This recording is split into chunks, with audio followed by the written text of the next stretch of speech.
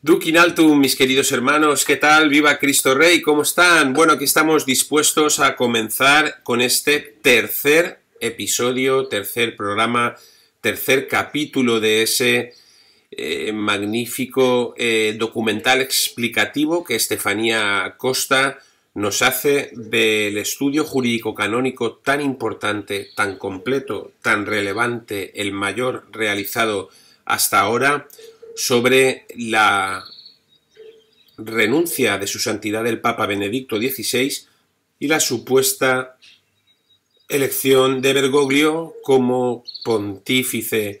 Hasta ahora, como saben, de todo ese estudio jurídico canónico que ustedes tienen al pie de este vídeo, que han podido descargarse, compartir, utilizar libremente y difundir, hemos realizado la mitad de los programas explicativos, dos.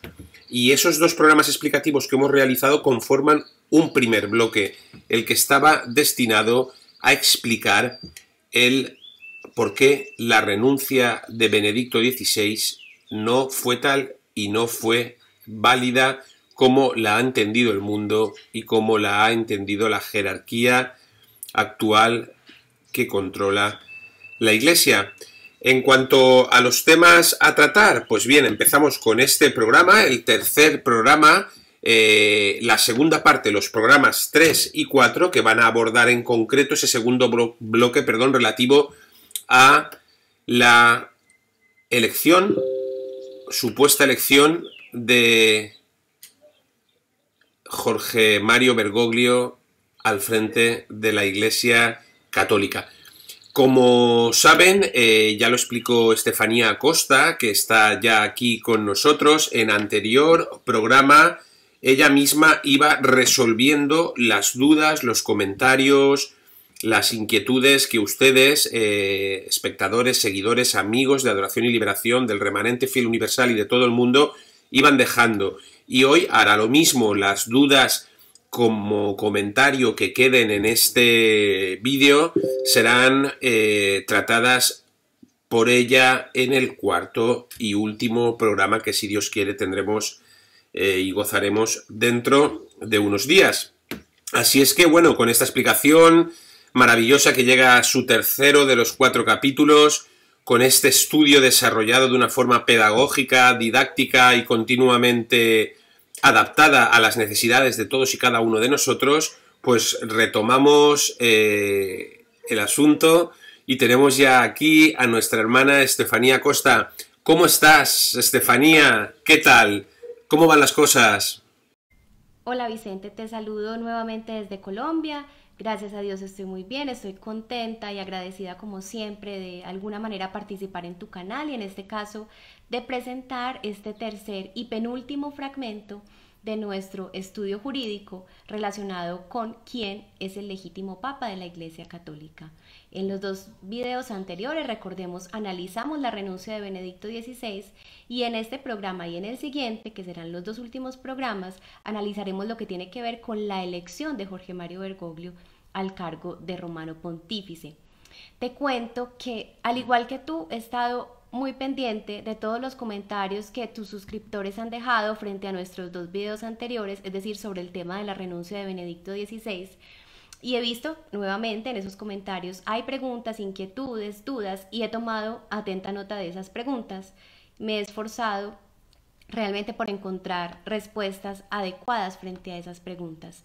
En algunos casos encontré las respuestas que me esforcé por encontrar, pero lamentablemente en otros casos no logré hallar las respuestas adecuadas porque algunas de las preguntas que nos plantearon Vicente se nos salen un poco del objeto de lo que era nuestra investigación. Entonces, en ese caso en el que no logré responder, pues pido paciencia y comprensión a los suscriptores y frente a las respuestas que sí logré hallar, pues pido atención para que el tema de la renuncia de Benedicto XVI nos quede completamente claro y nos quede el mensaje de la certeza total de que Benedicto entonces no renunció válidamente a su cargo y sigue siendo el romano pontífice. Por lo tanto, si te parece bien, Vicente, yo te sugeriría, antes de abordar el tema propiamente dicho de nuestro tercer video, de este nuestro tercer fragmento del estudio relacionado con la elección de Jorge Mario Bergoglio, te sugeriría que agotáramos las preguntas que hemos venido mencionando sobre la validez o la nulidad de la renuncia de Benedicto XVI. Bien, Estefanía, vamos entonces, si te parece, con esas preguntas. Pero antes recordemos lo que nos explicaba sobre la renuncia de Benedicto XVI. Podíamos resumir así tu explicación, a ver si yo no me confundo. Benedicto XVI, actuando en clave, digamos, realizó un acto aparente de renuncia a su cargo de papa. Al analizar este acto nos explicaste que en el fondo esa tal renuncia no existió, porque Benedicto no la refirió verdaderamente al cargo mismo, sino solo a las funciones de anunciar el Evangelio y gobernar la Iglesia. Nos explicaste también que Benedicto actuó en clave para que los enemigos u opositores que tenía en el interior de la Iglesia no descubrieran que en realidad estaba conservando el cargo, pero a la vez Benedicto dejó pistas, mensajes de alerta, indicios, para que los verdaderos fieles, y hablamos de fieles como fieles no a un hombre, sino fieles a Cristo, al Evangelio, fieles a la Iglesia verdadera, sí lo pudieran descubrir y lo pudieran entonces seguir reconociendo al mismo Benedicto como el auténtico vicario de Cristo. Bien, Estefanía, frente a esta explicación, nuestros suscriptores han formulado inquietudes. Yo las he clasificado en 3 grupos. Un primer grupo de inquietudes relacionado con la mención y el análisis de las pruebas sobre la existencia de opositores a Benedicto en el interior de la Iglesia y de las amenazas reales que él sufrió de un cisma. 2. Un segundo grupo de dudas de los lectores vinculado a la validez de los actos que ha realizado Jorge Mario Bergoglio durante su supuesto pontificado.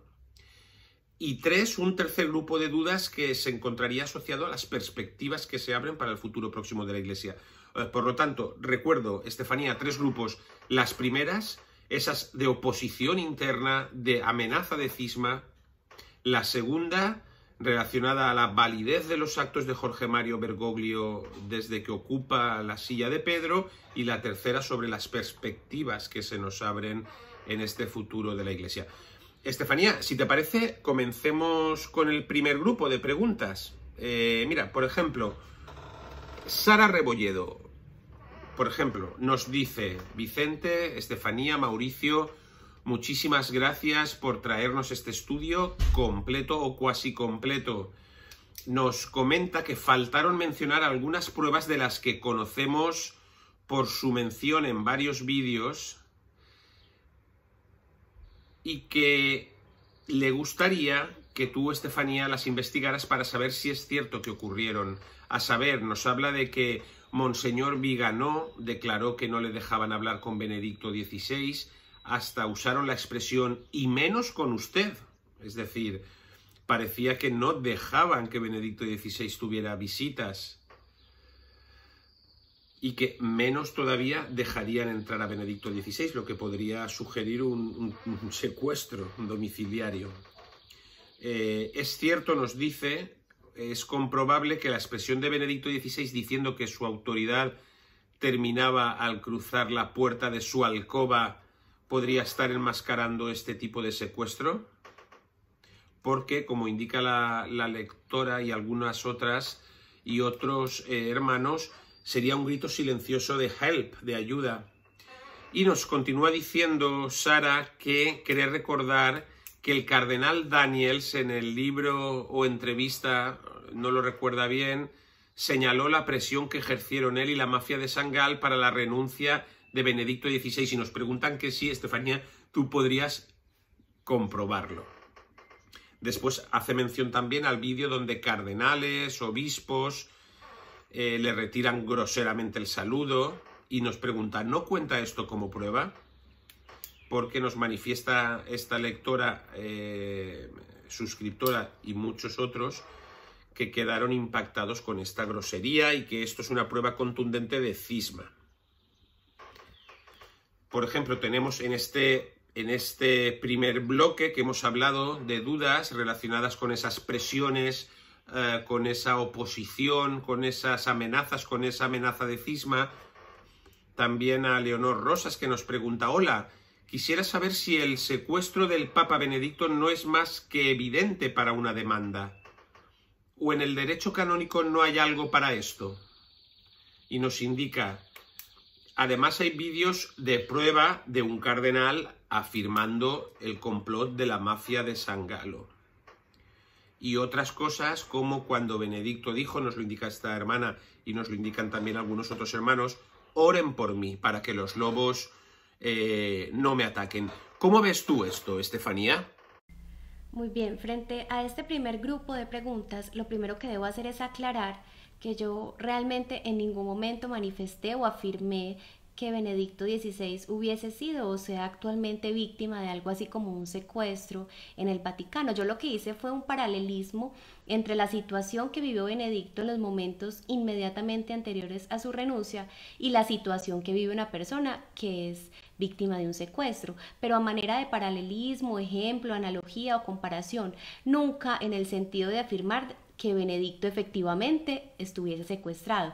Sí es cierto que en épocas recientes se han hecho ciertas denuncias en este sentido. Se ha dicho que Benedicto porta una pulsera o un brazalete pues bastante particular, como si fuera objeto de monitoreo. También se ha dicho que Benedicto tiene restringidas las visitas o las comunicaciones con el mundo exterior, en fin, pero son denuncias que se refieren a momentos recientes, posteriores a la renuncia de Benedicto XVI, y recordemos que en los programas anteriores estábamos hablando era justamente de los momentos precedentes a la renuncia de Benedicto. Entonces, insisto, yo nunca afirmé que Benedicto hubiese sido secuestrado, ni en ese momento ni actualmente.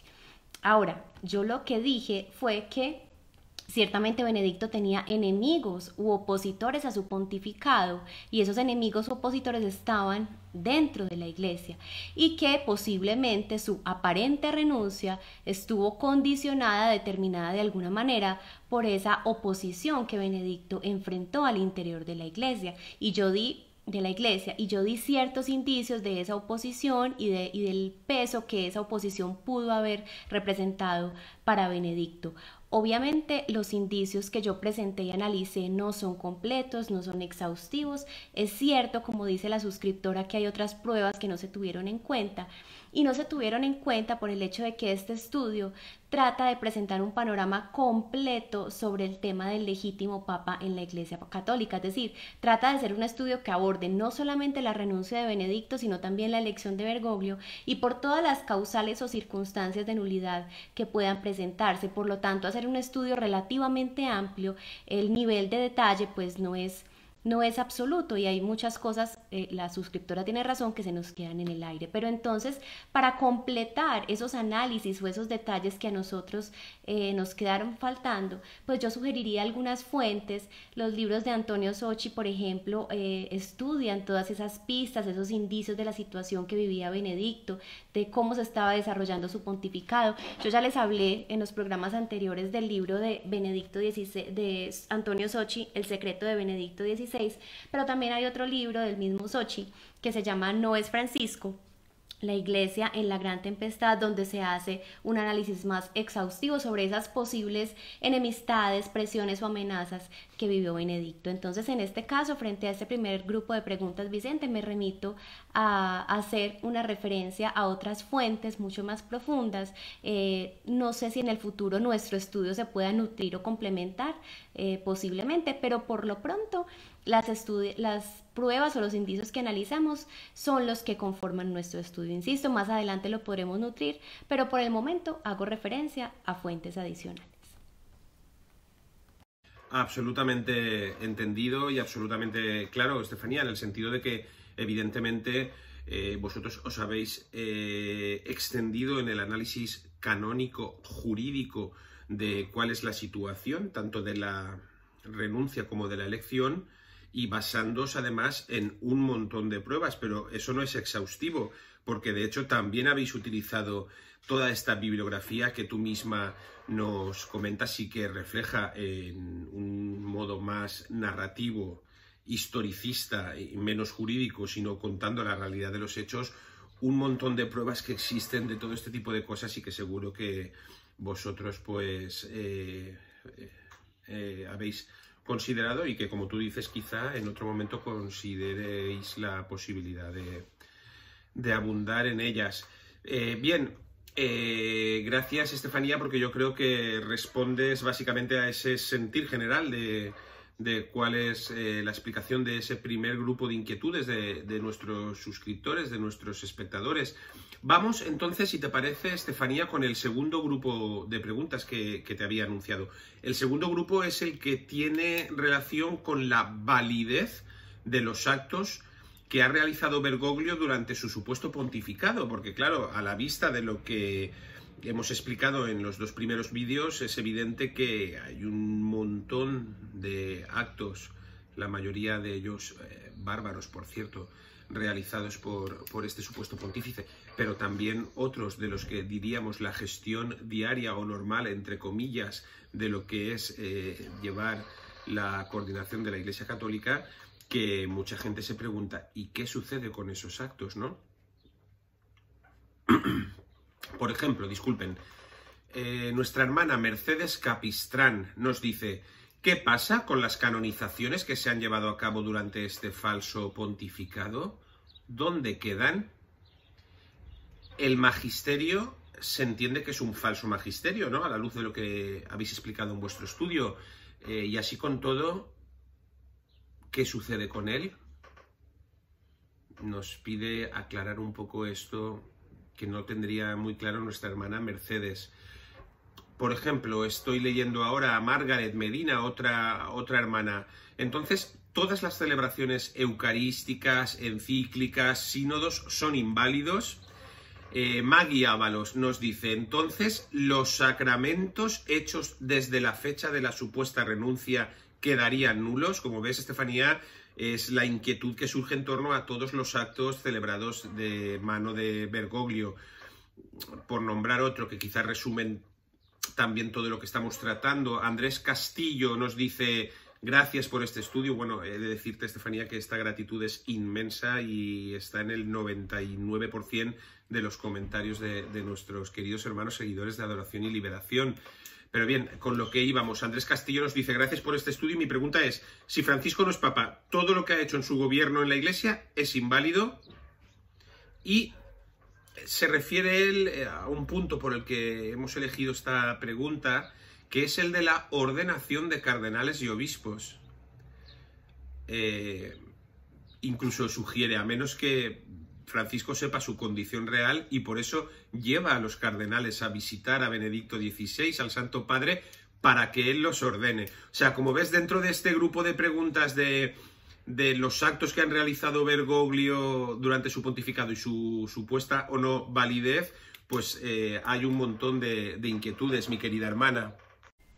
Esta pregunta o este grupo de preguntas es verdaderamente importante y amerita varias precisiones. En primer lugar, notemos que los suscriptores que preguntan hacen alusión a actos provenientes de Bergoglio, pero a actos de distinta naturaleza, actos muy variados. Los suscriptores hablan de canonizaciones, hablan del magisterio, hablan de celebraciones eucarísticas, encíclicas, sínodos, sacramentos, gobierno en la Iglesia, ordenación, dice acá literalmente, de cardenales y obispos. Es decir, los suscriptores preguntan por todos los actos que ha realizado Jorge Mario Bergoglio en ejercicio de su supuesto pontificado. Pero lo cierto es que nosotros tenemos que identificar los distintos tipos de actos que le corresponde ejecutar a un romano pontífice. En primer lugar, entonces, recordemos que el romano pontífice es a la vez obispo, es obispo de Roma. Y recordemos además que un obispo tiene la triple función de enseñar, es decir, anunciar el evangelio, transmitir la doctrina católica, construir en este sentido el magisterio de la Iglesia, pero también tiene la función de santificar, principalmente a través de la administración de los sacramentos, Eucaristía, penitencia, orden, unción de los enfermos, etc. Y por último, el obispo tiene la función de regir o gobernar, y esto se ejerce a través o de la emisión de normas, como pueden ser leyes o normas administrativas, o de la realización de actos administrativos en cualquiera de sus tres modalidades: decretos, preceptos o rescriptos. De manera que a un obispo, y el Papa es obispo, le corresponden variadísimas funciones y variadísimos actos, variadísimas actuaciones. Cada una de esas actuaciones tiene unas condiciones de validez particulares. Algunas de las condiciones de validez están vinculadas al oficio mismo que se ejerce, pero otras condiciones de validez están vinculadas al hecho de que el obispo es ordenado, ha recibido el orden sagrado, tiene sus manos consagradas, y entonces en este caso será irrelevante para determinar la validez del acto si el oficio que se tiene es de romano pontífice o si ese oficio no se asume o no se tiene su titularidad legítima. Pongo un ejemplo. Jorge Mario Bergoglio, en cuanto obispo, es un consagrado y tiene entonces la facultad, la potestad de celebrar, por ejemplo, el sacramento de la Eucaristía. Él puede consagrar las especies de manera que se produzca la transubstanciación. Y para eso no tiene nada que ver su oficio o supuesto oficio de romano pontífice. Tiene que ver es con su ordenación y con el cumplimiento de otras condiciones, cuáles son las especies, que sean pan de trigo, vino de uva, que se formule o que se plantee la fórmula sacramental correctamente, la fórmula de la consagración, que se tenga la intención de consagrar. Pero para la validez de ese sacramento no tiene nada que ver el cargo que se asuma. En cambio, hay otros actos que son actos jurídicos que sí tienen que ver para su validez con el cargo de romano pontífice. Por ejemplo, el romano pontífice tiene la potestad de nombrar obispos, no de consagrarlos, pero sí de nombrarlos. Tiene la potestad de aceptar renuncias, de hacer otros nombramientos dentro de la iglesia, por ejemplo, nombramientos para los dicasterios que existen dentro de la curia romana, es decir, dentro del aparato administrativo que hay en Roma. Tiene unos poderes o unas facultades, el sumo pontífice, precisamente vinculados al hecho de ser sumo pontífice. Si no se tiene ese cargo, esa titularidad de ese cargo, pues los actos que se ejecuten en relación con el mismo, pues no tendrán validez por falta de competencia de quien los realiza. Y entonces es aquí que podemos identificar cuáles actos provenientes de Jorge Mario Bergoglio como romano pontífice pueden ser nulos o inválidos porque él no tiene la titularidad de ese cargo y cuáles en cambio pueden ser válidos porque se derivan de la condición de consagrado que todavía ostenta Jorge Mario Bergoglio, independientemente de su situación personal, de su situación frente a la iglesia, de la titularidad o no titularidad que ostente del oficio de romano pontífice. Otro ejemplo, el Papa, como es un obispo, también tiene la labor, como decíamos, de enseñar, puede contribuir a nutrir el magisterio de la iglesia. Y recordemos que ese magisterio, bajo ciertas condiciones, cuando es solemne, ejercido por el Papa, actuando ex cátedra, tiene la garantía o el carisma de la infalibilidad, pero esa infalibilidad se otorga o se reconoce o se garantiza solamente al romano pontífice. De manera que si Jorge Mario Bergoglio no es verdaderamente romano pontífice, aunque como obispo tenga la función o la misión de enseñar, sus enseñanzas no tendrán el carisma, la garantía de la infalibilidad, porque repito, la infalibilidad está asociada al oficio o al cargo de romano pontífice y como hemos visto, Jorge Mario Bergoglio no es el romano pontífice continúa siendo Benedicto XVI. Entonces acá la respuesta es, ¿lo que ha hecho Jorge Mario Bergoglio es inválido? Pues lo que ha hecho en calidad de romano pontífice sí, porque él no asume las competencias propias de romano pontífice por no tener la titularidad legítima del cargo. Pero lo que ha hecho como obispo, como consagrado, sí puede tener validez si se reúnen las condiciones propias de validez de esos actos que Jorge Mario Bergoglio ha ejecutado como consagrado. Entonces, acá nos hablan, por ejemplo, de misas, de Eucaristías. Esas misas de Jorge Mario Bergoglio pueden ser perfectamente válidas. Ahora, un asunto es la validez de esas misas y otra cosa es que esas misas sean un sacrificio agradable a Dios. Es un asunto distinto. Que debamos o no adherirnos o participar en esas misas, atender a lo que se predica en esas misas, unirnos espiritualmente al sacrificio que se está ofreciendo en esas misas es un asunto distinto, pero válidas sí pueden ser, independientemente de que Bergoglio no sea el legítimo papa de la Iglesia Católica.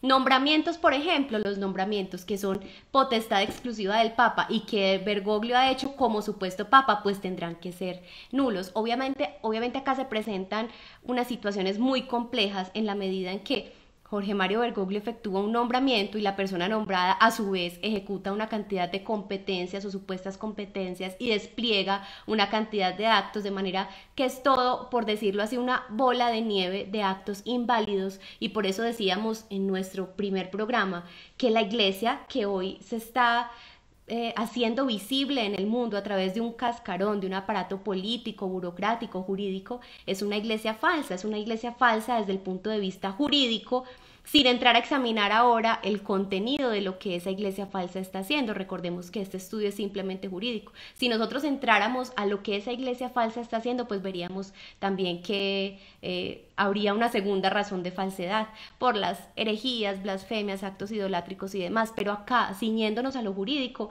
la falsedad que nos interesa es una falsedad formal, una falsedad de raíz, una falsedad vinculada a la nulidad de la renuncia de Benedicto XVI y por lo tanto a la nulidad de la elección de Jorge Mario Bergoglio. El aparato político o de gobierno que lidera Jorge Mario Bergoglio es falso y todos los actos que de ese aparato se desprende son falsos o son aparentes. Son aparentes. Está más que claro, hermana, es evidente y creo que lo habéis explicado muy bien en el estudio, en los programas y después en las respuestas a los comentarios, que de un acto falso, aparente, es decir, de una falsedad y de una apariencia no pueden salir actos que no sean falsos, es más que evidente.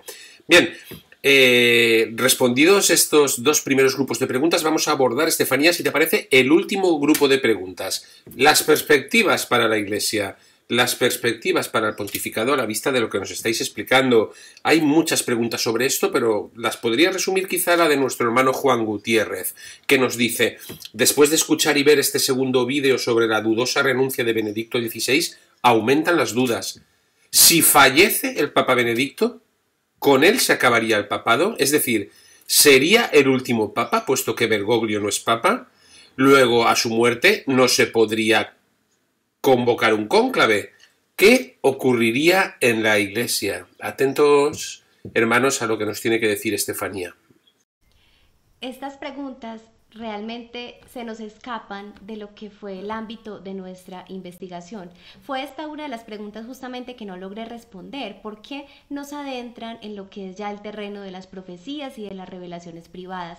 ¿Será que Benedicto es el último papa? Cuando fallezca, ¿qué ocurrirá? ¿Se podría convocar un cónclave? ¿Qué va a pasar con la iglesia? Etcétera.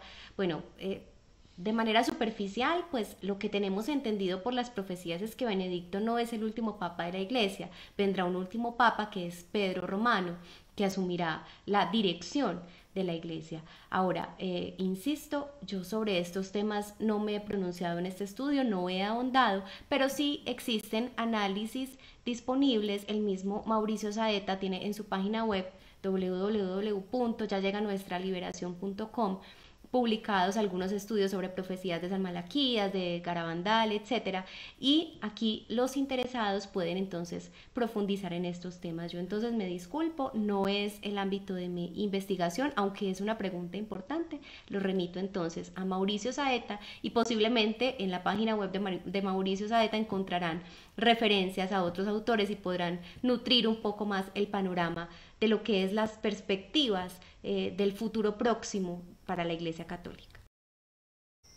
Ahora, sí quisiera comentarte, Vicente, ya para terminar nuestro bloque de preguntas y respuestas, que no ya en los comentarios que nos dejaron frente a nuestros primeros dos videos, sino durante el chat en vivo al momento de transmitir el segundo video, se hicieron unas preguntas adicionales que corresponden a una preocupación que yo he visto como constante para muchos de los fieles de la Iglesia Católica. Y esa preocupación tiene que ver ¿será que debe haber una nulidad una declaración formal de parte de las autoridades de la Iglesia en el sentido de que la renuncia de Benedicto XVI sí fue nula, para que nosotros como fieles la consideremos nula y para que de hecho para las normas, para el derecho sea nula? Se necesitará una declaración y nosotros como fieles tendremos entonces que promover o procurar esa declaración, acudir a algún proceso, a alguna autoridad, tendríamos que interponer alguna demanda, alguna acción jurídica, o cuál es nuestro rol verdaderamente como fieles frente a esa situación de la nulidad de la renuncia de Benedicto XVI. Lo primero que tenemos que decir es que la renuncia de Benedicto XVI fue nula de entrada, al margen de cualquier declaración formal al respecto. Tuvo un vicio en su raíz. Recordemos que el canon 124 numeral primero del Código de Derecho Canónico nos dice que para que un acto sea válido, entre otros requisitos, debe tener un objeto adecuado, deben concurrir en ese acto los elementos que constituyen su esencia. Y sin esos elementos, sin ese objeto, el acto de entrada será inválido. Tenemos ejemplos de otras normas que también nos señalan cuando un acto de entrada es inválido. Por ejemplo, cuando se realiza bajo error sustancial, error esencial o error relevante, o cuando se realiza por violencia. En esos casos de entrada el acto es inválido sin que se requiera una declaración formal por parte de una autoridad de la Iglesia. Si se presentara esa declaración, pues esa declaración sería justamente eso, es decir, sería un pronunciamiento que declararía que el vicio existió, que se presentó desde el origen mismo del acto, y esa declaración no generaría la nulidad, no la constituiría, simplemente la verificaría, la corroboraría, daría una certeza pública y formal de que ese vicio existió de entrada, desde el principio, desde el origen o surgimiento del acto. En cambio, hay otras normas del Código de Derecho Canónico que nos dicen que un acto puede ser válido de entrada, pero puede ser posteriormente anulado por una declaración. No es este el caso de la renuncia de Benedicto XVI. En el caso de la renuncia de Benedicto XVI, el acto de entrada fue inválido porque no se cumplió el requisito del canon 124 numeral primero, que es tener un objeto claro. El objeto de la renuncia, como lo hemos dicho muchas veces, no fue el cargo de romano pontífice, sino dos de las funciones asociadas a ese cargo. Ahora, ¿se podría obtener una declaración formal de esa nulidad para tener una certeza pública, para que hubiera un reconocimiento oficial por parte de la Iglesia? Pues, ¿quién tendría que emitir esa declaración? ¿Por qué medio? ¿Cuál sería el procedimiento? Realmente no lo sé, hasta ya no investigué quién sería la autoridad competente, el procedimiento a desarrollar, etcétera. ¿Y por qué no agota la investigación hasta ese punto?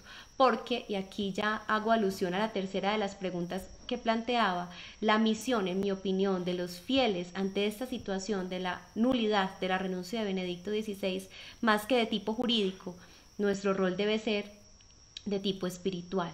¿Qué nos corresponde? No tanto interponer acciones jurídicas, mirar qué se hace, sobre todo porque las acciones jurídicas se desenvolverían ante la Iglesia falsa, ante la misma jerarquía ilegítima de la Iglesia. No tendría mucho sentido, en mi opinión. Nuestro rol entonces es más de tipo espiritual. Lo que debemos hacer en primer lugar es abrir los ojos, dejar de negar lo que es innegable, dejar de intentar justificar lo que es injustificable, reconocer a Benedicto XVI como el verdadero pastor de la verdadera Iglesia de Cristo, por más escandalosa que pueda ser esta situación de que haya un papa verdadero y oculto y un papa falso visible. Por más escandalosa que sea la situación, pues superar ese escándalo, aceptar lo que está pasando, reconocer al vicario de Cristo y unirnos a él, unirnos espiritualmente a él. Y si estamos desafortunadamente en este momento adheridos a la falsa iglesia, pues sacudirnos de esa adhesión y pues unidos a Benedicto XVI seguir su ejemplo de oración, de sufrimiento, de ofrecer ese sufrimiento por la salvación de las almas, por el triunfo de la verdad, por el triunfo de Cristo, por la venida de Cristo. Y obviamente también denunciar esta situación que se está presentando en la Iglesia para que el mayor número de personas la conozca y se adhiera a la verdadera Iglesia de Cristo. En el caso de los sacerdotes, obviamente la situación es más complicada porque muchos de ellos se verán en la obligación de permanecer en sus cargos, en sus funciones que estén desempeñando en este momento, de no romper visiblemente aún con la jerarquía falsa de la falsa iglesia que lidera Jorge Mario Bergoglio. Cada persona tiene su llamado particular, indudablemente, pero por lo menos en nuestro corazón debemos guardar obediencia verdadera al verdadero Papa. Debemos sobre todo guardar fidelidad al verdadero Evangelio de Cristo, al verdadero magisterio de la Iglesia y romper con la falsa obediencia al falso pastor que es Jorge Mario Bergoglio. Con esto entonces te respondería, pues he intentado cubrir en su mayoría o en su totalidad las preguntas que nos han planteado y creo que entonces ya podríamos dar paso al tema propiamente de nuestro tercer video que tiene que ver con la elección de Jorge Mario Bergoglio. Así es, absolutamente, Estefanía. Desde luego cada uno en su corazón sabrá qué respuesta a la llamada de Dios tiene que dar a esta situación que en lo que respecta a lo jurídico y a lo canónico habéis dejado más que clara. Evidentemente, bueno, sí, entra a formar parte de la posición y la situación de cada uno, pero también, desde luego, la valentía y las ganas de luchar por Cristo y por su verdadera Iglesia. Bien, vamos a dar paso entonces, si te parece, como bien estabas manifestando, al programa de hoy. Vamos a dejarte ya absolutamente al frente de este tercer vídeo, tercer programa, tercer episodio en el que nos explicarás por qué Jorge Mario Bergoglio no reunía las condiciones necesarias para ser electo Papa. Exactamente. Algunas de las condiciones a las que te refieres tienen que ver con el cargo mismo de Papa, cómo se encontraba ese cargo al momento de la elección de Bergoglio. Como lo veremos, ese cargo no estaba vacante, pero otras condiciones se refieren a la situación personal del propio Bergoglio al momento en que supuestamente fue electo Papa. ¿Por qué la situación personal de Bergoglio es importante?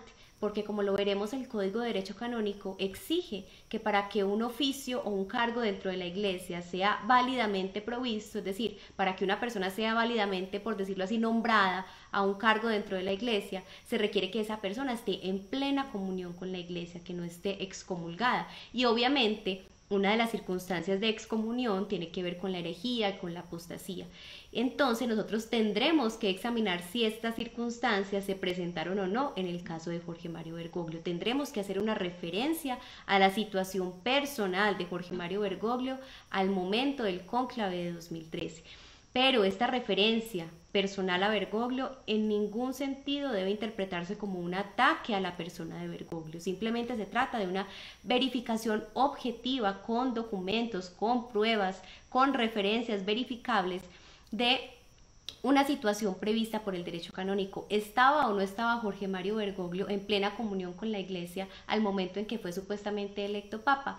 ¿Había incurrido o no había incurrido en herejía o en apostasía? Si nosotros verificáramos que había incurrido en herejía o en apostasía, no estaríamos atacando a Bergoglio. Insisto, sería una verificación de tipo jurídico con pruebas y no es un ataque personal a nadie. Se trata de determinar la validez de un acto, la validez de una elección, de la provisión de un oficio eclesiástico simplemente. Entonces, con esta aclaración, yo creo que ahora sí podríamos entrar en materia con la exposición del tema de nuestro video de hoy. Así es, mi querida hermana. Pues sin más, vamos allá. Mis queridos hermanos, tercer capítulo, tercer programa en esta ocasión. ¿Por qué Jorge Mario Bergoglio no podía ser de ninguna manera elegido Papa? Vamos allá, Estefanía, todo en tus manos. Dios te bendiga, duc in altum. Adelante. En los dos programas anteriores concluimos que la renuncia de Benedicto XVI al oficio de Romano Pontífice no fue válida. En este programa y en el siguiente nos dedicaremos al estudio de la elección de Jorge Mario Bergoglio a ese mismo cargo para determinar si frente a él también concurrió una o si concurrieron varias causales de nulidad. La primera causal de nulidad que frente a la elección de Bergoglio se ha denunciado es la que en nuestro esquema se identifica bajo el número 3 en Romanos y que es una causal bastante obvia y consiste en el hecho de que no habiendo Benedicto XVI renunciado válidamente a su cargo, habiendo entonces conservado su titularidad, Jorge Mario Bergoglio no podía ser electo a ese mismo cargo. Aunque, como digo, es una causal bastante obvia, es necesario que hagamos referencia a los cánones, a las normas, a los textos normativos que la respaldan para que este análisis sea de tipo jurídico y no simplemente de tipo lógico. Pasemos entonces a la siguiente diapositiva, donde tenemos insertado el texto del canon 153, numeral primero del Código de Derecho Canónico, que nos dice lo siguiente: la provisión de un oficio que según derecho no está vacante es ipso facto inválida y no se convalida por la vacación subsiguiente. Es decir, nadie puede ser designado para un oficio que no está vacante. Si ello llegara a ocurrir, la designación o la provisión del oficio sería ipso facto, es decir, inmediatamente inválida. La norma nos dice que la vacancia del oficio debe ser según derecho. ¿Y esto qué quiere decir? Que no importa si el titular del cargo ejerce o no sus funciones, sino que basta con que exista un titular para que ese cargo no pueda ser provisto nuevamente. Y este es el caso efectivamente de Benedicto XVI. Como él no renunció a su oficio, siguió siendo de derecho su titular, el cargo no estaba vacante y Jorge Mario Bergoglio, al ser electo papa, pues no cumplió el requisito que nos establece el canon que acabamos de leer, 153, numeral primero. Hasta acá se nos podría quedar nuevamente el estudio bastante corto. Bergoglio entonces no es legítimo pontífice de la Iglesia Católica. Sin embargo, como ya les había anunciado antes, tenemos otras dos causales que se han denunciado respecto de la nulidad de la elección de Jorge Mario Bergoglio y vamos a acotar en primer lugar la que está identificada bajo el número 4 romano, que tiene que ver con las condiciones personales de Jorge Mario Bergoglio para el momento en que se desarrolló el cónclave de 2013 y condiciones que consisten concretamente en que para ese momento Bergoglio no habría estado en plena comunión con la Iglesia, bien porque pertenecía a la masonería, punto 4a, bien porque había incurrido en apostasía, 4b, o porque participó en la conocida mafia de San Galen, punto 4c. En primer lugar, mencionemos la norma que nos indica que para que cualquier persona sea promovida a un oficio eclesiástico debe estar en comunión con la Iglesia, y esta norma es el canon 149, numeral primero del Código de Derecho Canónico.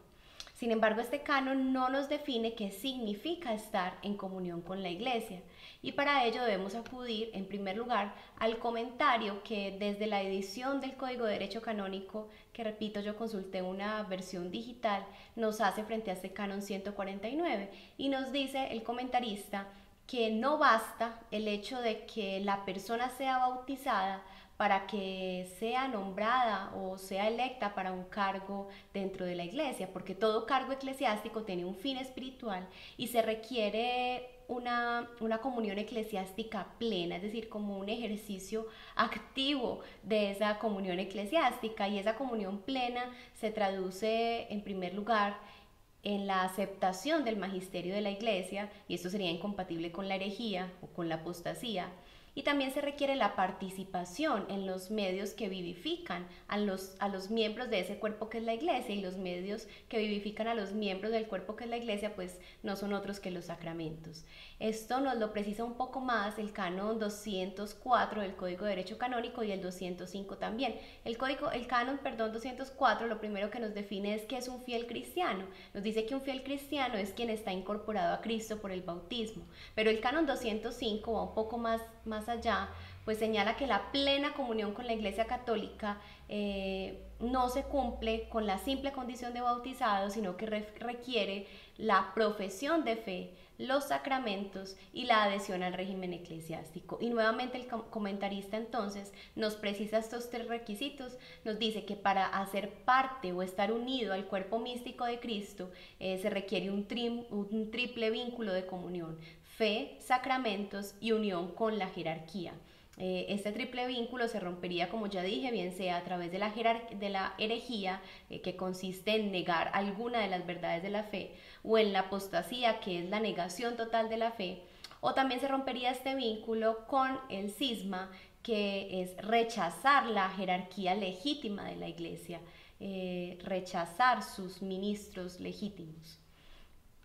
Pues bien, habría que mirar si efectivamente Jorge Mario Bergoglio para el mes de marzo de 2013 habría incurrido en alguna de estas tres circunstancias, o en herejía, o en apostasía, o en cisma. De entrada, digamos que no nos vamos a referir en este estudio a una posible calificación de cismático respecto de la persona de Jorge Mario Bergoglio. Vamos a examinar si tal vez habría incurrido en herejía o en apostasía, y para ello, abordando en primer lugar el punto 4a, determinaremos si pertenecía o no pertenecía o mostraba adhesión a sectas o organizaciones masónicas. Frente a esta circunstancia tenemos nuevamente indicios que se remontan a la época en que Jorge Mario Bergoglio era obispo en Argentina. Concretamente en el año 1999, en julio, tenemos una carta enviada por Bergoglio al presidente del Club Rotario de Buenos Aires, en donde le agradece por haberlo admitido como socio honorario. Repito, esto fue en el 99, mucho antes de que Bergoglio fuera electo papa. Nuevamente en 2005, también antes del cónclave del 2013, Bergoglio recibe una condecoración de ese mismo club rotario. Ahora, ya después de haber asumido el supuesto pontificado en el año 2016, llama la atención que Bergoglio haya continuado y haya hecho público sus vínculos con el Club Rotario al dirigirles una invitación especial a los rotarios para que asistiesen a la audiencia del jubileo y reservarles incluso 8.000 plazas para su asistencia. Este hecho, insisto, de 2016 sí es posterior a la elección de Jorge Mario Bergoglio como romano pontífice, pero de todas maneras da cuenta de que sus nexos con el Club Rotario vendrían desde antes de esa misma elección, porque de la noche a la mañana no se dirige una invitación a un sector específico de la sociedad, ni se le reservan 8.000 plazas, se les da un trato tan especial, tan privilegiado. Otro indicio que apunta a que antes de su elección como papa Jorge Mario Bergoglio tendría ya vínculos con la masonería es el hecho de que esa misma elección fue aplaudida en palabras publicadas el 14 de marzo de 2013 por el gran maestre de la Gran Logia de la Argentina de Libres y Aceptados Masones, Ángel Jorge Clavero, en una manifestación que dice así: nuestra institución, enraizada con la patria desde 1857, saluda la designación del compatriota cardenal Jorge Bergoglio como Papa Francisco I. Hombre de vida austera y consagrada a sus devociones, la designación del nuevo pontífice de la Iglesia Católica supone un alto reconocimiento para la nación argentina. En la masonería argentina, sustentada en los principios de tolerancia, respeto, libertad, igualdad y fraternidad, militan hermanos que profesan su fe católica junto a otros que pertenecen a otros credos, o que son agnósticos o que carecen de fe. En nombre de todos, la Gran Logia saluda al cardenal compatriota que acaba de alcanzar tan alta distinción mundial. Será puramente casualidad el hecho de que la masonería se haya alegrado por la designación o la elección de Jorge Mario Bergoglio como papa. En tercer lugar, tenemos un hecho, simplemente un hecho, no es un acto, no es un comportamiento atribuible a Jorge Mario Bergoglio, pero es un hecho bastante llamativo y que tal vez desborda los límites de lo que es la pura casualidad. Se trata de que la línea consecratoria de Jorge Mario Bergoglio conduce retrospectivamente a Mariano Rampolla del Tíndaro, que es el famoso cardenal masón que a comienzos del siglo XX estuvo a punto de lograr ser electo como papa. La línea consecratoria es la continuidad que existe entre los obispos que han consagrado a otros obispos, es decir, a Jorge Mario Bergoglio lo consagró como obispo Antonio Quarrachino en el año 92, y si miramos quién consagró obispo a Antonio Quarrachino y además quién consagró obispo a la persona que consagró obispo a Antonio Quarrachino, estaríamos estableciendo una línea consecratoria, y pues resulta que esa línea conduce de Jorge Mario Bergoglio hacia atrás a Mariano Rampolla del Tíndaro, y esto ocurre no solamente con Jorge Mario Bergoglio, sino con algunos otros miembros de lo que es la mafia de San Galen, que más adelante la estudiaremos. Ahora bien, es cierto que actualmente la masonería no aparece explícitamente condenada en el Código de Derecho Canónico de 1983. Sin embargo, en el Código de Derecho Canónico anterior, el de 1917, en el canon 2335 se sancionaba con excomunión inmediata a quien perteneciera a sectas masónicas, y en el mismo código, en el numeral o canon 684, se hacía una exhortación a los fieles católicos a abstenerse de participar en asociaciones secretas que pudiesen ser sospechosas o que tratasen de evadir la vigilancia de la Iglesia Católica. Si bien no se mencionaba el nombre de ninguna de estas asociaciones secretas, pues el Club Rotario sí podría encajar en esta definición general. Repito, nuestro Código de Derecho Canónico actual no contiene ninguna de las dos referencias que acabamos de ver en el código anterior, pero la Iglesia sigue condenando la masonería, sigue resaltando que la misma es incompatible con la fe católica, y esto nos lo demuestra un más o menos relativamente reciente decreto emitido por la Congregación para la Doctrina de la Fe, cuando su prefecto era justamente Joseph Ratzinger. El decreto, que es del 26 de noviembre del 83, nos dice lo siguiente: No ha cambiado el juicio negativo de la Iglesia respecto de las asociaciones masónicas, porque sus principios siempre han sido considerados inconciliables con la doctrina de la Iglesia. Sus principios siempre han sido considerados inconciliables con la doctrina de la Iglesia. En consecuencia, la afiliación a las mismas, es decir, a las asociaciones masónicas, sigue prohibida por la Iglesia. Los fieles que pertenezcan a asociaciones masónicas se hallan en estado de pecado grave y no pueden acercarse a la Santa Comunión. Es decir, quien esté adherido a la masonería está excluido de la comunión con la Iglesia Católica. Obviamente Bergoglio nunca ha declarado explícitamente su adhesión a la masonería, pero sí ha evidenciado también con su lenguaje no verbal, con su lenguaje corporal, con los signos que ha utilizado, los símbolos en varias ceremonias, en el pesebre, por ejemplo, que se organizó en el 2017 en el Vaticano, en el pectoral que utiliza, en el ritual que se llevó a cabo para conmemorar supuestamente los 100 años de las apariciones de la Virgen en Fátima. Son símbolos que tienen una asociación directa con la masonería que aquí no entraremos a especificar o explicar porque han sido objeto de numerosos análisis en otros estudios, simplemente dejamos las imágenes con sus correspondientes referencias en páginas web. Y también destacamos que los principios que Bergoglio ha defendido a lo largo de su pontificado son extrañamente coincidentes con los principios de la masonería. Y recordemos, la Iglesia ha dicho que los principios de la masonería son incompatibles con la doctrina de la Iglesia. Pongamos dos ejemplos. El ideal masónico de la fraternidad, de la falsa fraternidad, es decir, de la hermandad entre hombres que no tendrían un padre en común, entre hombres que no tendrían necesidad de compartir una misma fe, que no tendrían necesidad de participar en esa filiación divina. Y Bergoglio, lo vamos a ver más adelante, ha defendido incluso desde cuando era obispo en Buenos Aires esa falsa fraternidad marginada de la fe, de la verdadera fe, de la participación en Cristo, que es Cristo quien nos hace verdaderos hijos de Dios. La participación en Cristo a través del bautismo es lo que nos hace verdaderos hijos de Dios. Y Bergoglio, apartándose de esa doctrina, que es doctrina de la Iglesia, ha siempre defendido el mismo postulado masón de la fraternidad sin paternidad común.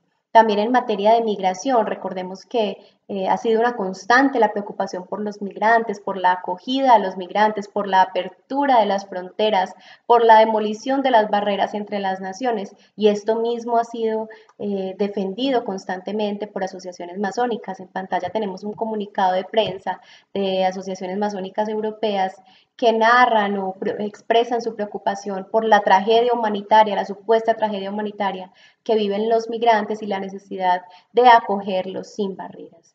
En este caso, pues, se trata de una serie de indicios, algunos anteriores y otros posteriores a la elección de Bergoglio, que darían muestras de que ha pertenecido no solamente oficialmente a través de una afiliación al Club Rotario, sino también en cuanto a los principios o a los postulados que se defienden desde estas sectas masónicas. Bergoglio ha defendido esos principios, los ha acogido y los ha hecho bandera incluso de su pontificado.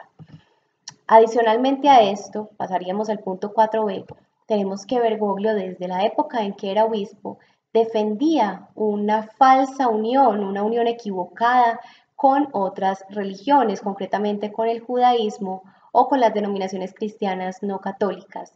Aquí tenemos relatado una serie de acontecimientos que ponen en evidencia este falso ecumenismo. Comencemos con un hecho ocurrido en abril de 1998 relacionado con el ya mencionado Antonio Quarrachino, quien en vida fuera cardenal y fuera quien ordenó a Jorge Mario Bergoglio como obispo y además fue el inmediato antecesor de Jorge Mario Bergoglio en el cargo de arzobispo de Buenos Aires. Antonio Quarrachino tuvo la iniciativa de conmemorar anualmente en la Catedral de Buenos Aires la Noche de los Cristales Rotos. Cuando Quarrachino muere, su sepultura se ubica a pocos metros del mural conmemorativo de las víctimas del Holocausto, de los judíos que murieron en el Holocausto. Y en abril del 98, Quarrachino muere en febrero del 98. En abril siguiente, Jorge Mario Bergoglio, ya arzobispo de Buenos Aires, organiza una conmemoración, un homenaje al cardenal Antonio Quarrachino y señala o afirma una doctrina, un principio, un postulado que se aparta claramente de las verdades de la fe católica, un postulado que bien puede calificarse como herético. Dijo en esa oportunidad Jorge Mario Bergoglio: Guarrachi no quiso que el mural estuviera acá, esto solo lo dice un corazón de padre, padre que sabe que todos somos hermanos porque llevamos el sello de Dios en nuestro corazón. Recordemos que Bergoglio se estaba refiriendo específicamente a los judíos. Entonces lo que quiso decir fue que judíos y católicos somos hermanos y que ambos llevamos el sello de Dios en nuestro corazón. Pues para llevar el sello de Dios en nuestro corazón y ser hermanos, pues necesitamos ser bautizados, necesitamos confesar a Cristo, necesitamos hacernos partícipes en el cuerpo místico de Cristo, en la iglesia de Cristo, para poder ser verdaderamente hermanos, hijos de un mismo Padre. Esta afirmación herética, recordemos, la ha reiterado varias veces a lo largo de su pontificado, pero entonces se remonta a periodos anteriores a la elección de Jorge Mario Bergoglio, y esto es lo que nos interesa. Desde antes de ser electo papa, ya Jorge Mario Bergoglio había incurrido en herejía. Pero mencionemos otro acontecimiento que tiene que ver no ya con los judíos, sino con los evangélicos, con lo ocurrido en un encuentro supuestamente ecuménico entre evangélicos y católicos en el año 2006, año en el cual Bergoglio no solamente era arzobispo de Buenos Aires, sino que también era cardenal, había sido nombrado cardenal desde el año 2001. Según nos lo relata Austin Ivery en el libro que tenemos en pantalla, que se llama El gran reformador Francisco, retrato de un papa radical, pues aquí el autor nos cuenta que Jorge Mario Bergoglio fue quien logró que este encuentro ecuménico tuviera lugar en el Luna Park, en un estadio con capacidad para 7.000 personas, y se nos dice que 2/3 de esas personas serían católicas. En la diapositiva que tenemos en pantalla se nos muestra la foto de Jorge Mario Bergoglio mientras durante ese encuentro ecuménico se arrodilla para recibir la bendición de los protestantes, de los evangélicos presentes en el encuentro. Austin Ivereck nos hace esta pequeña narración de los hechos. Nos dice: por la tarde, cuando Bergoglio fue invitado a subir al escenario y hablar, pidió primero a los predicadores que rezaran por él. Se arrodilló y, bajando la cabeza, dejó que le impusieran las manos. La oración del pastor fue larga, a la manera carismática, prolija y urgente. Agradeció al Señor el surgimiento de una voz profética en Argentina y pidió que el cardenal fuera bendecido con los dones de la sabiduría y el liderazgo. Señor, nosotros como hermanos en Cristo, sin diferencias, sin barreras, sin diferencias, sin barreras, ahora lo bendecimos. Y en el nombre de Jesús de Nazaret cancelamos el poder de toda maldición sobre tu siervo. Fue esta entonces la bendición que el pastor impuso a petición de Bergoglio sobre el mismo Bergoglio. Esto lo entonó, nos dice Ivereck, el pastor Norberto Zaraco, que mientras en el estadio crecían los aplausos, terminó con un crescendo su invocación. Llénalo más y más de tu Santo Espíritu, Dios, inúndalo de tu presencia, Padre, en el nombre de Jesús. Esta fue entonces la oración que recibió Bergoglio de parte de un pastor evangélico en el año 2006, pero esto no fue todo. Posteriormente a este encuentro, el mismo Bergoglio comenzó a reunirse mensualmente con pastores evangélicos, supuestamente a orar juntos como hermanos.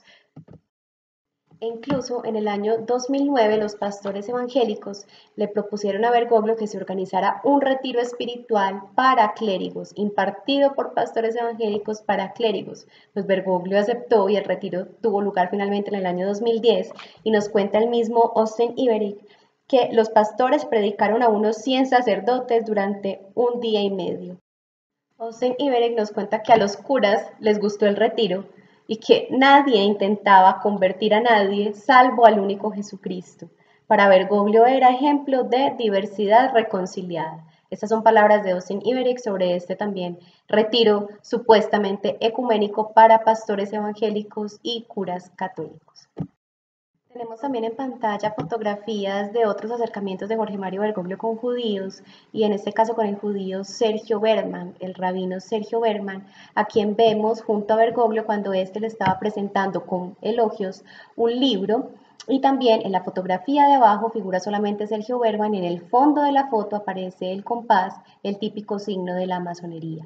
Pero además de su contacto, de su amistad con el rabino Sergio Berman, Jorge Mario Bergoglio ha tenido una estrecha amistad con Abraham Skorka, con otro rabino, e incluso en el año 2012, cuando Abraham Skorka recibió su título honoris causa en la UCA, Universidad Católica Argentina, Él pronunció un discurso, Skorka pronunció un discurso donde hablaba de la espera que aún mantenían los judíos frente al Mesías, y al culminar este discurso Jorge Mario Bergoglio aplaude estas palabras. Nosotros sabemos que el Mesías, el supuesto Mesías que esperan los judíos, es verdaderamente el anticristo, y cómo es posible entonces que Jorge Mario Bergoglio presente en este discurso aplauda estas palabras de parte del rabino Abraham Skorka.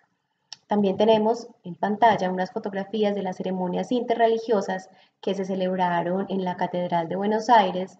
En noviembre de 2012 continuaba un Bergoglio como arzobispo de Buenos Aires, y esta ceremonia tuvo lugar en memoria también de la Noche de los Cristales Rotos, que recordemos había comenzado a iniciativa del fallecido cardenal Antonio Quarracino. También vemos a Jorge Mario Bergoglio participando junto a otros judíos en ceremonias judías, en sinagogas, e incluso con declaraciones transcritas del propio Bergoglio, donde él manifiesta que orar junto con los judíos en las sinagogas es, entre comillas, algo que suelo hacer. Como los hermanos judíos vienen a nuestra casa, yo voy a la de ellos, somos hermanos, el amor nos lleva a la fraternidad. Todo esto que he mencionado, ceremonias interreligiosas en la Catedral de Buenos Aires, participación de Bergoglio en sinagogas, ocurrió a finales del año 2012, es decir, a muy poco tiempo de que Jorge Mario Bergoglio fuera electo papa. Estos acercamientos que hemos visto de parte de Bergoglio hacia otras denominaciones religiosas y las declaraciones que el mismo Bergoglio ha hecho en estos contextos constituyen, si no apostasía, sí por lo menos herejía, y hacen muy pertinente citar este pasaje bíblico de la segunda de Corintios 6, 14, 17, donde Pablo dice: no unciros en yugo desigual con los infieles, pues ¿qué relación hay entre la justicia y la iniquidad? ¿Qué unión entre la luz y las tinieblas? ¿Qué armonía entre Cristo y Belial? ¿Qué participación entre el fiel y el infiel? ¿Qué conformidad entre el santuario de Dios y el de los ídolos? Porque nosotros somos santuario de Dios vivo, como dijo Dios. Habitaré en medio de ellos y andaré entre ellos. Yo seré su Dios y ellos serán mi pueblo. Por tanto, salid de entre ellos y apartaos, dice el Señor. Bergoglio efectivamente se aparta, pero se aparta de esta cita bíblica, se aparta de esta exhortación del Señor para unirse en yugo desigual con los infieles. Repito, si esto no es apostasía, por lo menos sí es herejía, y en la medida en que fue anterior a la elección del cargo de papa, hacía a Bergoglio no apto para ser electo a ese cargo de papa. Pero al margen del aparente rechazo de la fe por parte de Jorge Mario Bergoglio desde antes del cónclave de 2013, tenemos una tercera circunstancia que habría determinado la excomunión del mismo Bergoglio, la circunstancia designada en nuestro estudio bajo el punto 4c, que tiene que ver con la mafia de San Galen y la participación que en ella habría tenido Jorge Mario Bergoglio. Sobre este punto, la primera aclaración que debemos hacer es que no pudimos acceder para hacer esta investigación a un libro fundamental, a una fuente fundamental sobre este tema, que es la biografía del cardenal Gottfried Daniels. ¿Por qué esta fuente es fundamental? Porque allí se relata cómo habría surgido y cómo habría operado esta mafia de San Galen, y es que además esta biografía contaba con la autorización expresa del propio cardenal Daniels, quien presentó públicamente el libro, la biografía, y confesó que realmente hubo una mafia. Esta fue una palabra del propio cardenal Daniels, que está disponible en internet, el video está en YouTube, se puede consultar. El cardenal Daniels acepta que hubo efectivamente una mafia entre cardenales y obispos para controlar una elección papal en favor de un determinado candidato. Sin embargo, repito, no tuvimos acceso a este material, intentamos conseguir el libro y no lo logramos, y por lo tanto basamos nuestra investigación sobre este tema en otros dos libros, el que ya les mencionaba anteriormente, El Gran Reformador de Austen Iberich, y el libro de la periodista argentina Elisabetta Piqué, Francisco, Vida y Revolución, una biografía de Jorge Bergoglio. Austen Iberich, resaltémoslo desde ya, trabajó para el cardenal Cormac Murphy O'Connor, quien habría participado en esta mafia de San Galen, como veremos, y Elisabetta Piqué, por su parte, es amiga personal de Bergoglio, ¿Qué nos dice Austin Iberek sobre esta mafia de San Galo? Aunque Austin Iberek no la llama mafia, la llama grupo de San Galo. Lo primero que debemos destacar es que el autor sí conecta, sí relaciona lo que ocurrió en los cónclaves de 2005 y 2013 con este grupo de San Galo. Y a continuación nos relata que este grupo habría surgido en Suiza a finales de la década de los 90, cuando la salud del Papa Juan Pablo II estaba comenzando a declinar, y el surgimiento de este grupo, según el autor, habría obedecido a una supuesta preocupación al interior de la Iglesia por una mayor colegialidad, para lograr una mayor colegialidad, una renovación al interior de la Iglesia y una preocupación entonces por el centralismo romano, supuestamente. Como figuras predominantes, prominentes de este grupo en sus comienzos, el autor nos señala a Ivo Führer, al cardenal jesuita Carlo Maria Martini, a Gottfried Daniels, a Walter Casper, a Cormac Murphy O'Connor y a Karl Lehmann. Ahora, ¿qué papel habría tenido entonces este grupo de San Galo en los cónclaves de 2005 y de 2013? En el cónclave de 2005, lo que habría ocurrido, según Austin Iberek, sería un enfrentamiento entre dos partidos, por llamarlo así. Uno que sería como conservador, que el autor Iberek lo llama los Curiali, y un partido liberal progresista, estas palabras no son correctas, pero es para entender un poco el panorama, que el autor llama los riformisti, y los riformisti serían precisamente los integrantes del grupo de San Galo.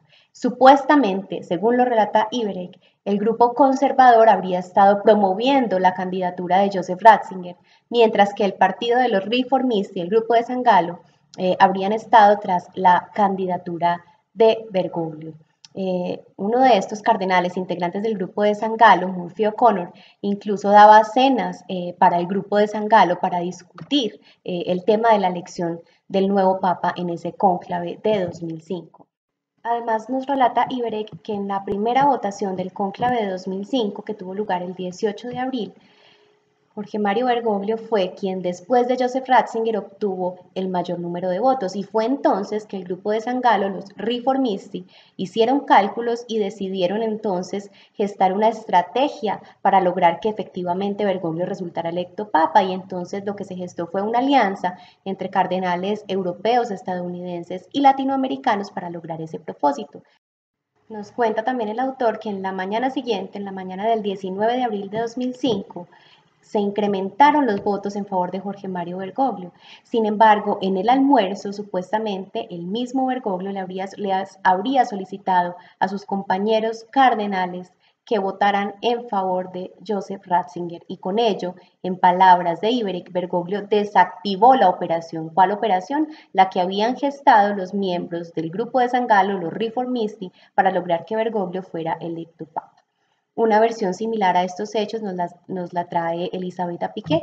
Ella también nos habla de un supuesto lobby conservador en favor de Joseph Ratzinger y de un lobby más progresista que estaría inicialmente en favor de Carlo Maria Martini, pero posteriormente en favor de Jorge Mario Bergoglio. Y Elisabetta Piqué pues también nos menciona que Bergoglio fue quien dio un paso al costado para que finalmente resultara electo Joseph Ratzinger.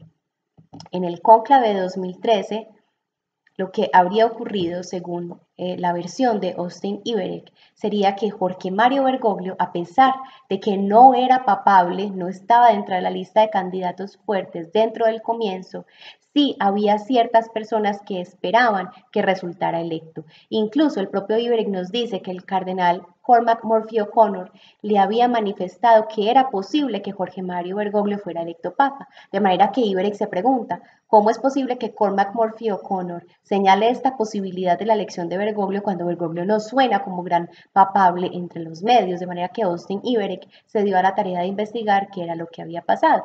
Y nos relata que también en el cónclave de 2013 hubo, digamos, dos grupos enfrentados, unos, entre comillas, conservadores, los Curiali, y otros más liberales, los riformisti, los de la mafia de San Galo.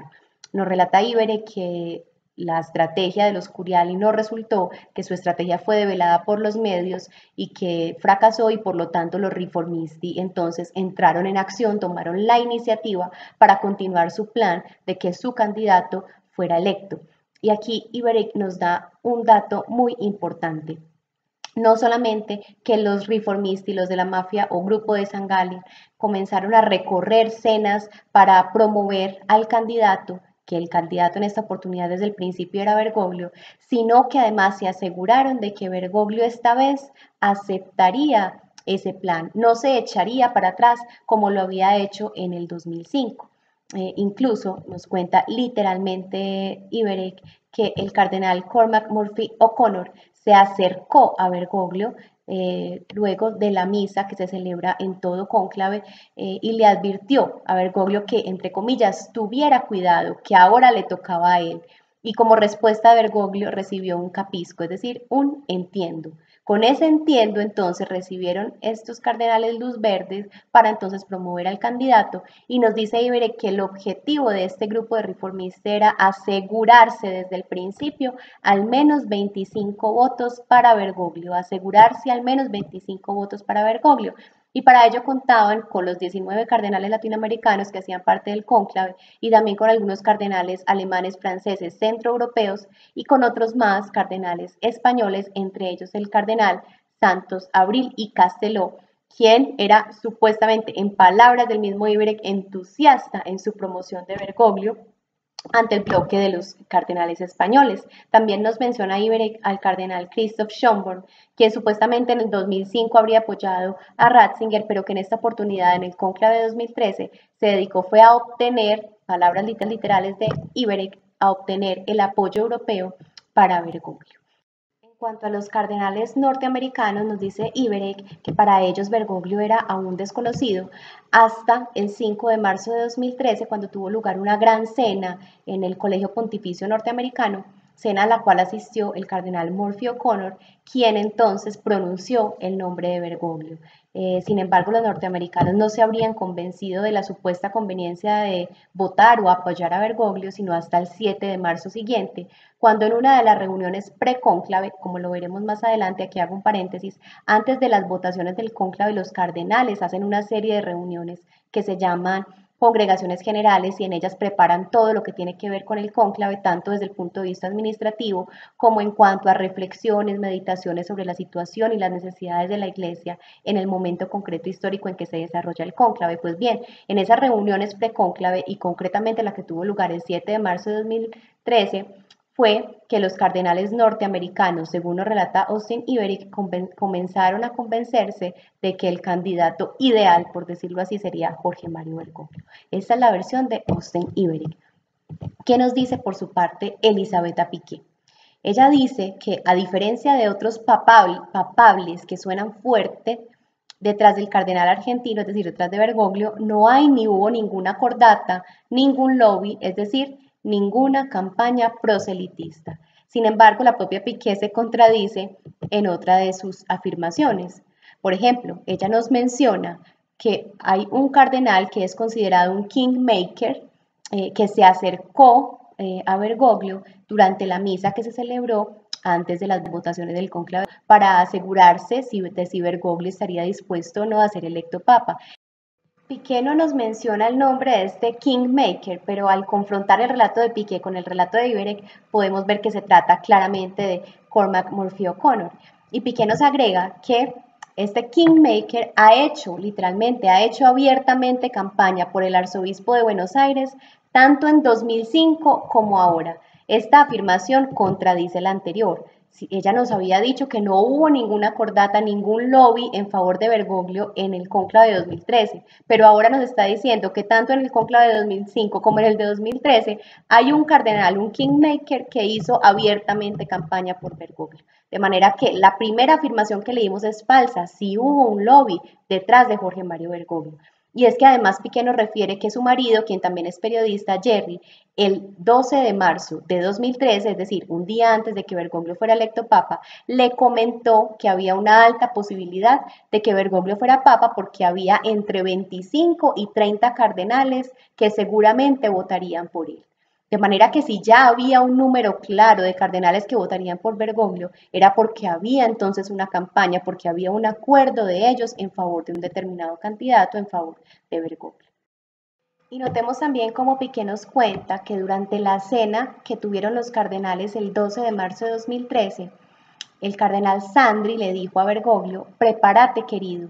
Y Bergoglio entonces por su parte ha entendido, abro comillas, ha entendido que hay un grupo consistente de cardenales, entre los cuales se encuentran latinoamericanos, asiáticos, africanos y algunos italianos, dispuestos a catapultarlo al trono de Pedro. Aquí entonces nuevamente Piqué se contradice, está revelando que sí hubo un lobby, porque hubo un grupo consistente de cardenales dispuestos a catapultar a Bergoglio al trono de Pedro. Esto solamente se puede conocer si hay efectivamente un acuerdo, una campaña de cardenales para votar por Bergoglio. Entonces podemos concluir de estos relatos que efectivamente en el cónclave de 2013, tanto según lo que nos dice Ibre como lo que nos dice Piqué, hubo un lobby, hubo una campaña en favor de Jorge Mario Bergoglio. La pregunta entonces es, ¿Jorge Mario Bergoglio conoció, aceptó y participó en este lobby, en esta campaña? Para resolver esta pregunta debemos acudir tanto a Ibre como a Elisabetta Piqué y debemos detenernos en cada uno de los dos últimos cónclaves, el de 2005 y el de 2013. Frente al cónclave de 2005, ambos autores coinciden en que Bergoglio habría estado aparte del lobby, aparte de la campaña y que incluso habría desactivado esa operación, esa campaña, al solicitarle a sus compañeros cardenales que votaran por Joseph Ratzinger. Y literalmente Iberek nos menciona que el error de quienes hacían parte del grupo de San Galo, de los Riformisti, era no haber averiguado si Bergoglio estaba abierto o no a ser electo papa. En cuanto al cónclave de 2013, la versión cambia radicalmente. Recordemos que Iberek nos cuenta que el cardenal Murphy O'Connor abordó a Jorge Mario Bergoglio para percibir su posición frente a la posibilidad de ser papa. Lo que nos dice Iberek es lo siguiente: de acuerdo con las reglas del cónclave, no preguntaron, es decir, los riformisti, los miembros del grupo de San Galo, no preguntaron a Bergoglio si estaría dispuesto a ser candidato, pero creían que en esa ocasión, es decir, a diferencia de la ocasión del cónclave de 2005, la crisis en la Iglesia haría muy difícil que rechazara su elección si ésta se producía. Murphy O'Connor le advirtió a Bergoglio que tuviera cuidado, que ahora le tocaba a él, y recibió un capisco, entiendo, por respuesta. La versión correspondiente de Elisabetta Piqué es la siguiente: al concluir la misa, un cardenal europeo considerado un kingmaker, recordemos que Elisabetta Piqué no nos dice el nombre de este cardenal, pero sabemos que es Murphy O'Connor, un cardenal europeo considerado un kingmaker porque su opinión orientará a muchos otros y que ha hecho abiertamente campaña por el arzobispo de Buenos Aires, tanto en 2005 como ahora, se acerca a Bergoglio, a quien nota calmo.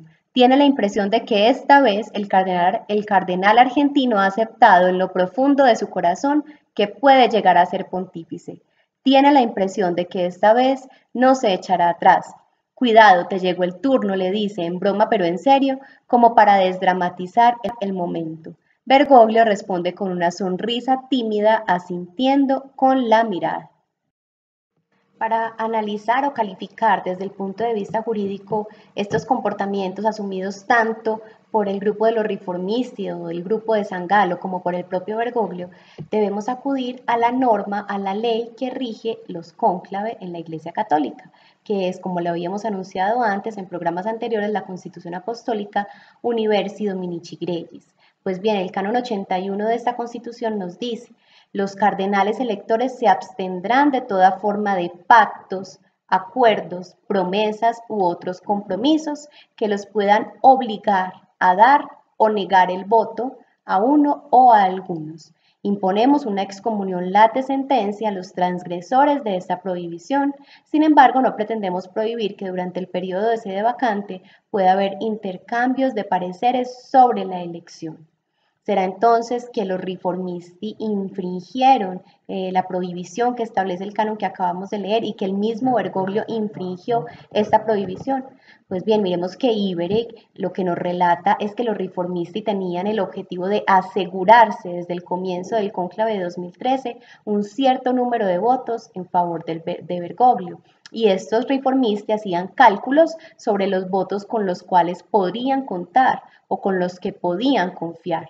Y incluso nos relata el mismo Iberek que algunos cardenales promovían a Bergoglio o contribuían a obtener apoyo para Bergoglio. Piqué, por su parte, nos habla de una campaña que hizo un cardenal Kingmaker tanto en 2005 como en 2013 en favor de Bergoglio.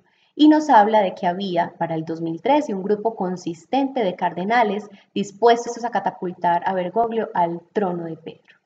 Podríamos preguntarnos, ¿cómo es que los cardenales riformisti o miembros del grupo de San Galo pretendían asegurarse votos en favor de Bergoglio? ¿Es que acaso para asegurarse un voto no se necesita de una promesa, de un pacto, de que alguien se comprometa a emitir ese voto en favor de Bergoglio? ¿Cómo es que sabían los riformisti con cuántos votos podían contar? Esto es porque ya había cardenales que habían comprometido su voto en favor de Bergoglio, porque si bien dentro del cónclave de 2013 habían cardenales con orientación, entre comillas, reformista, liberal, progresista, en favor de una supuesta renovación al interior de la iglesia, lo cierto es que había varios candidatos que tenían esa visión. Entonces, ¿cómo es que los miembros del grupo de San Galo sabían que el voto desde el ala reformista iba a ir en favor de Bergoglio y no en favor de otro candidato que tuviera esa misma posición supuestamente de renovación al interior de la iglesia? Era necesario para ellos poder saber con cuántos votos contaban que recibieran una promesa, un compromiso por parte de otros cardenales. Asimismo, es claro que Bergoglio conoció de ese pacto, de esa alianza, de esta estrategia, de estas promesas y la aceptó. Porque ¿cómo es que le responde Capisco, entiendo, al cardenal Cormac Murphy O'Connor cuando éste le dijo, te toca a ti? Él, al decir entiendo, estaba avalando esa estrategia que se estaba desarrollando desde el grupo de San Galo. Incluso recalquemos en este punto una circunstancia de la mayor relevancia a la que no hemos hecho referencia hasta el momento. Cuando Bergoglio es electo papa, él le hace un reclamo al cardenal Murphy O'Connor y le dice, un reclamo entre charla, un reclamo no muy serio, un reclamo amistoso donde le dice al cardenal Murphy O'Connor, es culpa tuya, ¿qué me has hecho? Es decir, que el propio Bergoglio reconocía al cardenal Murphy O'Connor como el líder de esta campaña en su favor. Y es que otro dato indiciario relevante que se nos escapaba mencionar, Bergoglio no era ajeno a este grupo de San Galo, al contrario, era familiar con este grupo desde hacía tiempo atrás. Austin Iberic nos menciona cómo desde el consistorio extraordinario convocado por el Papa Juan Pablo II en el año 2001, consistorio, recordemos, es una reunión de cardenales, Bergoglio en esa oportunidad literalmente dice, Iberic aprovechó para escuchar y estrechar lazos con cardenales hermanos. Volvió a ponerse en contacto con el cardenal Martini, recordemos que Martini hacía parte del grupo de San Galo, al que conocía desde el año 1974 y cuyos libros citaba con frecuencia. Martini a su vez le presentó al grupo de San Galo, iniciándose así una serie de relaciones que se desarrollarían durante las fugaces visitas de Bergoglio a Roma a lo largo de los años siguientes, de manera que incluso antes del cónclave de 2005 ya Bergoglio era familiar con los miembros del grupo de San Galo. Esto también es un indicio adicional y en última sí podemos concluir que Bergoglio conoció y aceptó toda esta trama, toda esta estrategia que se venía gestando por parte de este grupo para lograr su elección como papa. Ahora bien, el canon 81 de la Constitución Apostólica Universi Dominici Gregis lo que prohíbe es que los cardenales entren a formar parte de pactos, acuerdos, promesas u otros compromisos que los obliguen a dar o negar el voto a uno o algunos candidatos. Pues pareciera, en principio, con una mirada superficial o ligera, que el comportamiento de Bergoglio no encajaría dentro del supuesto previsto en la norma que acabamos de ver, pues él no se habría comprometido a emitir su voto por un determinado candidato en apariencia. Pero si nosotros miramos las cosas con un mayor detenimiento, miremos que él al decirle capisco o entiendo al cardenal Murphy O'Connor, lo que estaba haciendo era comprometerse no solamente a no desactivar la operación que venía desarrollándose en su favor, como sí la desactivó en el 2005, sino que tal vez también aceptó votar por sí mismo, porque nada impide que un cardenal vote por sí mismo al interior del cónclave, de manera que él sí estaba siendo parte de ese grupo, estaba siendo parte del lobby y por lo mismo infringió la prohibición del canon 81 que trae como consecuencia la excomunión late sentencia y la excomunión automática de la Iglesia Católica.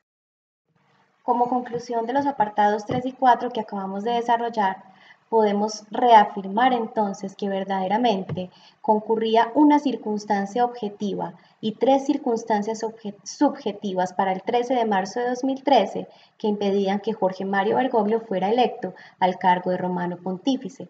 La circunstancia objetiva consiste en que para esa época el cargo mismo de papa no estaba vacante, pues Benedicto conservaba su titularidad, y las circunstancias subjetivas se refieren a la situación particular o personal de Bergoglio respecto de la Iglesia Católica, situación que no es otra sino de apartamiento, de exclusión, de excomunión, que estaría determinada, de un lado, por el hecho de que Bergoglio ya no adhería a la fe católica, no adhería a las verdades eternas que la Iglesia Católica declara y defiende, pues pertenecía a la masonería y había incurrido en comportamientos, en conductas que, si no evidencian apostasía, por lo menos sí evidencian herejía. Y de otro lado, incurrió en una conducta que objetivamente está sancionada por la ley, por el derecho canónico, Constitución Apostólica Universi Dominici Gregis, con la pena de excomunión late sentencia. Entonces, objetivamente, Bergoglio no podía ser electo papa porque el cargo de papa no estaba vacante, y subjetivamente tampoco podía ser electo papa porque no reunía la condición esencial para ello, cuál era la comunión plena con la Iglesia Católica. Nos resta entonces por analizar qué ocurrió puntualmente en el cónclave de 2013, cuál fue el procedimiento que se desarrolló, si este procedimiento efectivamente se ajustó a la ley o se apartó de ella, y ello lo veremos en el programa siguiente, que será nuestro último programa de esta serie. Maravilloso, Estefanía. Ya han visto ustedes este tercer programa. Claro, nos queda por analizar ese punto que se tratará en el cuarto episodio que sucedió exactamente en el cónclave. Pero bueno, realmente a la vista de lo expuesto está más que claro que Jorge Mario Bergoglio nunca pudo ser nombrado papa, y que la exposición de esta primera parte del segundo y final bloque del estudio jurídico canónico de Mauricio Zaeta y Estefanía Costa ha sido realmente brillante. Bueno, Estefanía, vamos avanzando hacia el final del estudio de una manera imparable y desde luego las conclusiones son más que claras, ¿verdad, mi hermana? Así es, Vicente. Me parece pues que este tercer video no amerita reflexiones finales adicionales. La conclusión es bastante clara. Jorge Mario Bergoglio no podía ser electo papa, y esto por dos razones. Primero, el cargo de papa no estaba vacante, y segundo, Jorge Mario Bergoglio no estaba en plena comunión con la Iglesia Católica al momento de su supuesta elección. De manera que se corrobora una o dos causales de nulidad de la elección de Jorge Mario Bergoglio. Nos resta entonces analizar causales adicionales que tienen que ver con el procedimiento de elección que se desarrolló en el cónclave de 2013. Esto lo analizaremos en el próximo programa, no haré mayores preámbulos frente a él, esperaremos a que se desarrolle. Por lo pronto entonces quedamos atentos, si hay preguntas adicionales de parte de los suscriptores, como siempre las resolveremos, y quedamos hasta la próxima. Me despido con bendiciones para ti, para los suscriptores. Nos vemos en el próximo video. Así es, Estefanía, nos vemos en el próximo vídeo. Muchísimas gracias, como siempre, por esta explicación maravillosa y por estar una vez más abierta a que en este vídeo, en este tercer vídeo, los suscriptores, seguidores, amigos del Remanente Fiel Universal, coordinado por Adoración y Liberación, puedan dejar todas sus dudas y sus inquietudes para que sigamos con tu ayuda y la de Mauricio Zaeta respondiéndolas. Muchísimas gracias, Estefanía, de todo corazón. Nos vemos muy pronto, ya con ganas de ese cuarto episodio que pondrá fin a este completo grupo de vídeos que va a quedar para la posteridad y hasta que Dios quiera al alcance de todos, con ese estudio jurídico canónico tan maravilloso, explicado de una forma tan pedagógica y tan brillante por ti en estos 4 programas. Y en cuanto a ustedes, mis queridos hermanos, suscriptores, seguidores, amigos de Adoración y Liberación, gracias por habernos acompañado. Dios les bendiga y les guarde. La batalla es dura, la tribulación es larga, pero no olviden, nos espera lo mejor. Duc in altum, mis queridos hermanos, viva Cristo Rey.